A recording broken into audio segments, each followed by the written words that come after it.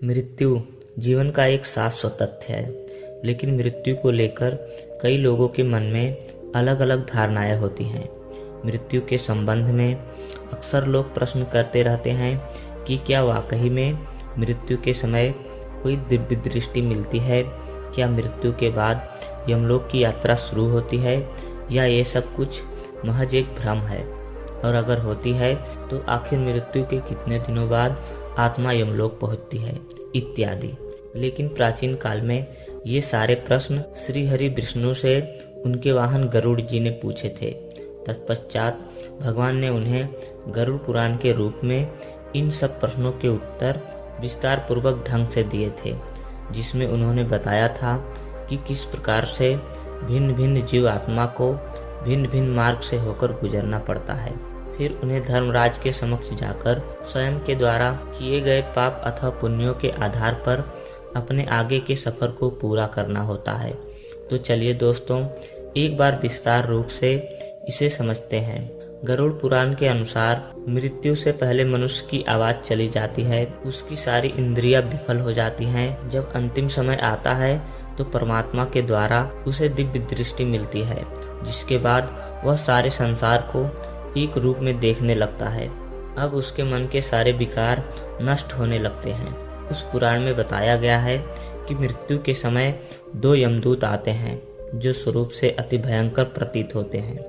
वे मरने वाले के साथ वैसा ही बर्ताव करते हैं जैसा अब तक उसने अन्य प्राणियों के साथ किया था। यदि मरने वाला प्राणी सज्जन है तो वह आसानी से अपने प्राण त्याग देता है, परंतु यदि वो पापी है तो वो यमदूतों के भय से ग्रस्त होकर आहा की आवाजें निकालते हुए कष्ट से शरीर को त्यागता है।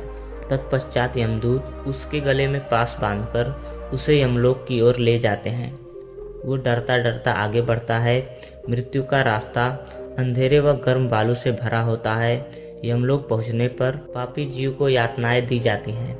फिर उसे धर्मराज के कहने पर 13 दिनों के लिए अपने उत्तर कर्मों की पूर्ति हेतु आकाश मार्ग से घर पर छोड़ दिया जाता है।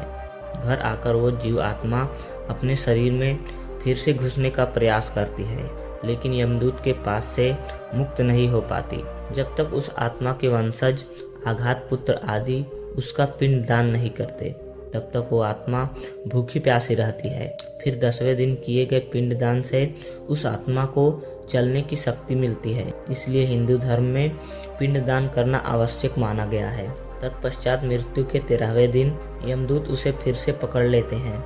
फिर शुरू होती है यमलोक की यात्रा, जिससे आत्मा को 3 प्रकार के मार्ग मिलते हैं, जिन्हें अर्घी मार्ग, धूम मार्ग और उत्पत्ति विनाश मार्ग कहते हैं। अर्घी मार्ग देवलोक और ब्रह्मलोक की यात्रा के लिए होता है। इसे सबसे सर्वोच्च मार्ग माना गया है। वहीं धूम मार्ग पितृलोक की यात्रा के लिए होता है, और सबसे अंतिम मार्ग उत्पत्ति विनाश मार्ग, जो कि नरक की यात्रा के लिए होता है, और इसे सबसे खराब माना गया है। इसमें मृत्यु आत्मा को बैतरणी नदी को पार करना होता है। इसे पार करने में उसे पूरे 47 दिनों का समय लगता है, और 47 दिनों का ये सफर बहुत ही कष्टदायक होता है। इस तरह भूख प्यास से बेचैन आत्मा यमलोक पहुंचती है।